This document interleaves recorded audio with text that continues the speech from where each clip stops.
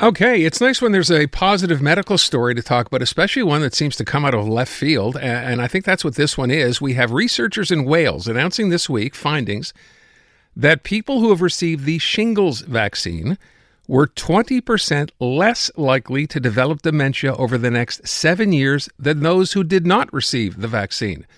Wow. Dr. Chris Labos, cardiologist with a degree in epidemiology and a regular contributor here on CJAD's 800, is on the line. So, Chris, this is, it would seem to be rather significant. Let's get into it. Right. And as you said, it is sometimes nice to have good news here. What the researchers actually did was they went to Wales and they used a phenomenon called a natural experiment, because obviously the way that you would want to do this is you would do a randomized controlled trial. You would take a bunch of people, split them into Group A and Group B, give one of them the vaccine, follow them for several years, and see if they got less dementia as a result.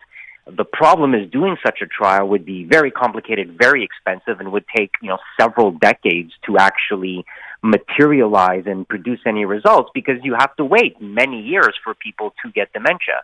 So what the researchers did here is they went back and looked over the medical records in Wales, and what they found was that there was a break point when the shingles vaccine became available. So if your birthday was before a certain date, you were not eligible. If you were born after that date, they were. And so they looked at people in the week before and the week after that cutoff, because the ones before didn't get the vaccine, the ones after did, and because their birth dates were so close to each other, this was essentially like a randomized controlled trial, because your birthday is, to some degree, a random event. Whether you're born on Monday or Thursday is largely due to the play of chance. And so because these people were sort of the same anyways, they were able to analyze the data as if this was a randomized controlled trial, and they were able to show that, yes, indeed, there was a lower risk of dementia in the people born after the cutoff date that got the vaccine. Mm-hmm. So obviously this is not just an idea to go out and get a shingles vaccine, hoping it prevents, obviously, against dementia, but from what I understand, Chris, the shingles vaccine we're considering pretty safe, right? Yes, we are, and frankly, I would recommend most people go out and get it. It is free in Quebec if you are over the age of 75. It used to be 80. The government has brought down that threshold to 75.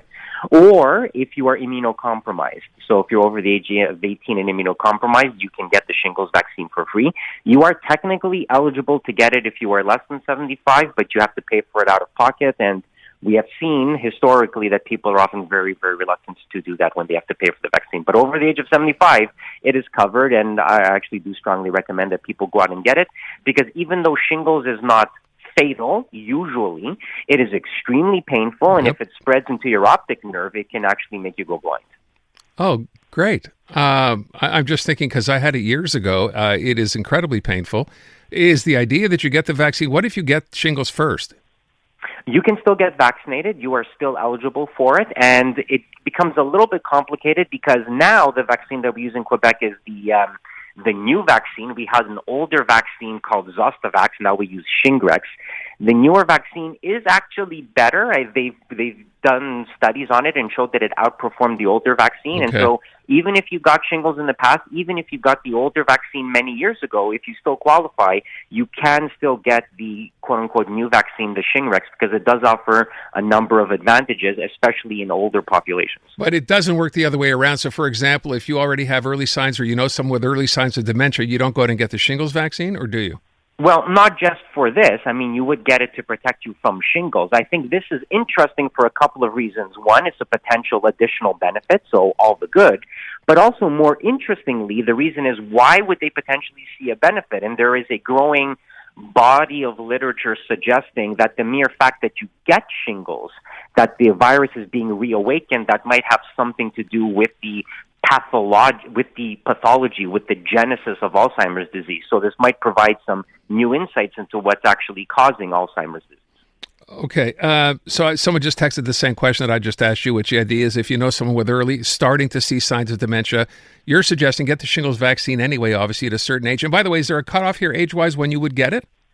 No, as long as you're over the age of 75, you are eligible, and you should get it. It's 2 doses, but once you've gotten those 2 doses, you generally don't need a booster shot, because the data suggests that you have protection well over 10 years, and it's unclear that you would ever need a booster beyond that point. Okay, good advice. Excellent information. Dr. Labos, Dr. Chris Labos, thanks so much. My pleasure. Take care. Don't forget, you can catch Dr. Labos every Sunday here on CJAD Weekends with Joanne Vrakas. That's at 7:20 a.m.